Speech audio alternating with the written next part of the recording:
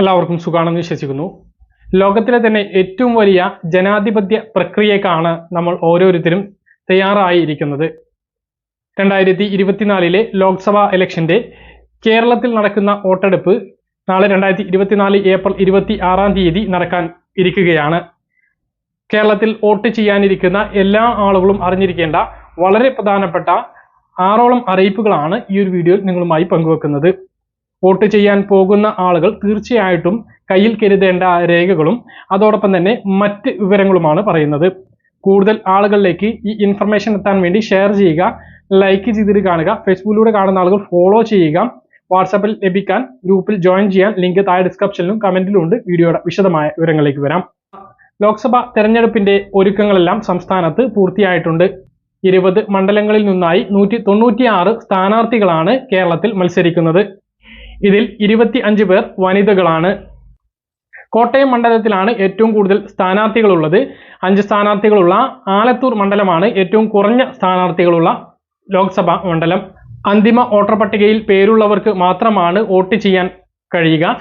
അന്തിമ പട്ടികയിൽ നിങ്ങളുടെ പേരുണ്ടോ എന്ന് പരിശോധിക്കുന്നതിന് വേണ്ടി www.electoralsearch.eci.gov.in എന്ന വെബ്സൈറ്റ് സന്ദർശിക്കാവുന്നതാണ്.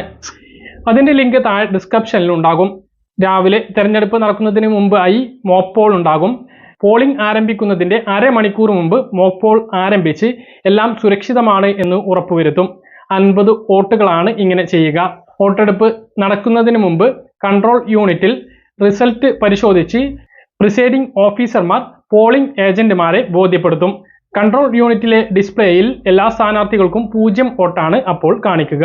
ഇതിനുശേഷം വിവിപാറ്റിന്റെ ബാലറ്റ് കമ്പാർട്ട്മെന്റ് തുറന്ന് ഇത് ശൂന്യമാണ് എന്ന് പോളിംഗ് ഏജന്റുമാരെ പ്രിസൈഡിംഗ് ഓഫീസർമാർ ബോധ്യപ്പെടുത്തും. ഇതിനുശേഷം പോളിംഗ് ഏജന്റുമാരുടെ സാന്നിധ്യത്തിൽ കുറഞ്ഞത് 50 വോട്ട് മോക്ക് പോൾ നടത്തും. ഇത് എണ്ണി ശേഷം ഇതെല്ലാം കൃത്യമാണ് എന്ന് ഉറപ്പുവരുത്തിയതിനു ശേഷമാണ് പിന്നെ പോളിംഗ് ആരംഭിക്കുന്നത്.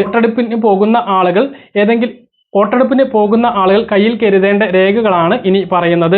Election ID card, voter ID card, Aadhaar card അല്ലെങ്കിൽ PAN card, driving licence, passport, photo പതിച്ച ബാങ്ക് പാസ്ബുക്ക്, ഭിന്നശേഷി ID കാർഡ് അല്ലെങ്കിൽ ഫോട്ടോ പതിച്ച സർവീസ് ID കാർഡ്, അതുമല്ലെങ്കിൽ തൊഴിൽ മന്ത്രാലയം നൽകുന്ന ഹെൽത്ത് ഇൻഷുറൻസ് കാർഡ്, അതല്ലെങ്കിൽ ഫോട്ടോ പതിച്ച പെൻഷൻ രേഖ, NPR RGI നൽകുന്ന സ്മാർട്ട് കാർഡ്, MP MLA മാർ ആണ് എങ്കിൽ അവരുടെ ഐഡന്റിറ്റി കാർഡ്, തൊഴിലുറപ്പ് പദ്ധതിയിൽ ഉൾപ്പെട്ട ആളുകൾക്ക് അവരുടെ തൊഴിൽ കാർഡ്. ഇനി വോട്ട് ചെയ്യാൻ പോകുമ്പോൾ ബൂത്ത് സ്ലിപ്പ് വേണം. ആ ബൂത്ത് സ്ലിപ്പിലാണ് നമ്മുടെ ക്രമ നമ്പറും അതുപോലെ തന്നെ ബൂത്ത് നമ്പറും രേഖപ്പെടുത്തിയിട്ടുണ്ടാകുക. അത് നിങ്ങൾക്ക് റിട്ടേണിംഗ് ഓഫീസറോ അല്ലെങ്കിൽ നിങ്ങളുടെ തൊട്ടടുത്തുള്ള രാഷ്ട്രീയ പ്രവർത്തകരോ എത്തിച്ച് നൽകിയിട്ടുണ്ടാകും. ഇല്ല എങ്കിൽ നിങ്ങൾക്ക് 10 സെക്കൻഡ് കൊണ്ട് നിങ്ങളുടെ മൊബൈലിൽ നിന്ന് തന്നെ ഇത് കണ്ടെത്താനാകും. അതിനു വേണ്ടിയിട്ട് 1950 എന്ന 1950 എന്ന നമ്പറിലേക്ക് ഒരു SMS അയച്ചാൽ മതി. 10 സെക്കൻഡിനുള്ളിൽ തന്നെ നിങ്ങൾക്ക് ഈ ഒരു സ്ലിപ്പ് ലഭിക്കുന്നതാണ്. അതിൽ നിങ്ങളുടെ ക്രമ നമ്പറും ബൂത്ത് നമ്പറും ഉണ്ടാകും. അതിനു വേണ്ടിയിട്ട് നിങ്ങളുടെ ഫോണിൽ ECI ക്യാപിറ്റൽ ലെറ്ററിൽ ടൈപ്പ് ചെയ്തതിന് ശേഷം സ്പേസ് ഇട്ടതിന് ശേഷം നിങ്ങളുടെ ഐഡന്റിറ്റി കാർഡ് നമ്പർ എൻ്റർ ചെയ്യുക. ഈ മെസ്സേജ് നിങ്ങൾ 1950 എന്ന നമ്പറിലേക്ക് സെൻഡ് ചെയ്ത് കഴിഞ്ഞാൽ 10 സെക്കൻഡിനകം നിങ്ങളുടെ ബൂത്ത് നമ്പറും ക്രമ നമ്പറും നിങ്ങൾക്ക് ലഭിക്കുന്നതാണ്. അപ്പോൾ ഇതാണ് വോട്ടിങ്ങുമായി ബന്ധപ്പെട്ട് നിങ്ങളെ അറിയിക്കാനുള്ളത്. ഈ കാര്യങ്ങളെല്ലാം എല്ലാവരും മനസ്സിലാക്കുക. പറഞ്ഞ കാര്യങ്ങൾ കൃത്യമായിട്ട് മനസ്സിലാണെന്ന് കരുതുന്നു. ഇതുപോലുള്ള ഇൻഫർമേഷൻ ലഭിക്കാൻ ചാനൽ സബ്സ്ക്രൈബ് ചെയ്യുക, ബെൽ ഐക്കൺ എനേബിൾ ചെയ്ത് വെക്കുക. മറ്റൊരു വീഡിയോയുമായി നമുക്ക് വീണ്ടും കാണാം. ദൂരേക്കും ബൈ.